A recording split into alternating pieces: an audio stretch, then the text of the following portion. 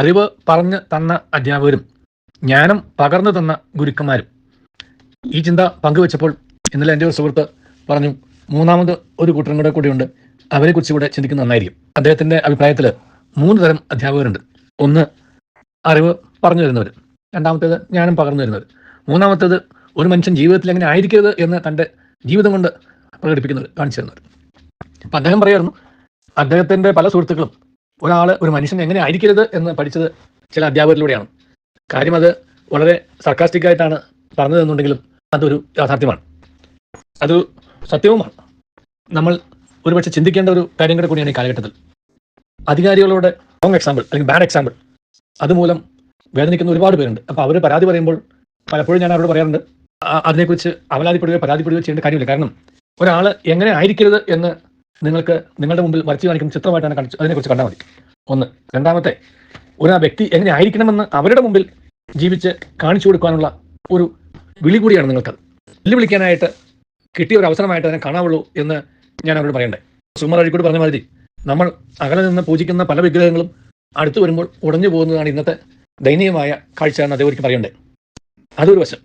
രണ്ടാമത്തെ വശം, നാം പ്രതീക്ഷിക്കുന്ന ഉത്തുംഗ ശൃംഗങ്ങളിലുള്ളവരിൽ നിന്നും പ്രതീക്ഷിക്കുന്ന ഒരുപാട് ഹൈറ്റ് അത് കാണാൻ സാധിക്കാത്തതിൻ്റെ വലിയൊരു വേദന.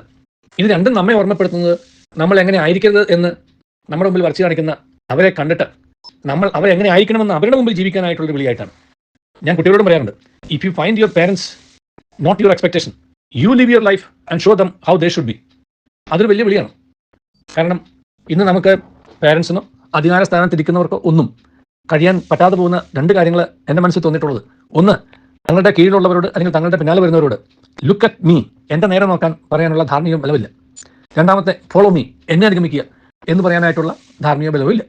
അപ്പം look at us and follow us എന്ന് പറയാനായിട്ട് ഏത് അധികാരികൾക്കോ അല്ലെങ്കിൽ സമൂഹത്തെ നേരെ വഴിക്ക് നയിക്കാനായിട്ട് സൃഷ്ടിക്കപ്പെട്ടിട്ടുള്ള പ്രസ്ഥാനങ്ങൾക്കോ കഴിയാതെ പോകുന്നു എന്നുള്ളൊരു ദുരവസ്ഥ കാണുന്നുണ്ടെന്നുണ്ടെങ്കിൽ എങ്ങനെ ആയിരിക്കണം ഈ പ്രസ്ഥാനങ്ങളെന്നും എങ്ങനെ ആയിരിക്കണം ഐഡിയൽ ആയിട്ടുള്ള നേതാക്കന്മാർ എന്നും ജീവിച്ച് കാണിച്ചു കൊടുക്കാനായിട്ട് നമുക്കൊരു ഉത്തരവാദിത്തമുണ്ട്. അതുകൊണ്ട് നമുക്കൊരു തീരുമാനം എടുക്കാം. അവരെ കണ്ടിട്ട് മനസ്സും എടുക്കാനോ അവരെ കണ്ടിട്ട് അവരുടെ bad or wrong examples follow ചെയ്യാനോ അല്ല എൻ്റെ വിളി. എന്നെ സംബന്ധിച്ചിടത്തോളം അതൊരു വെല്ലുവിളിയാണ്.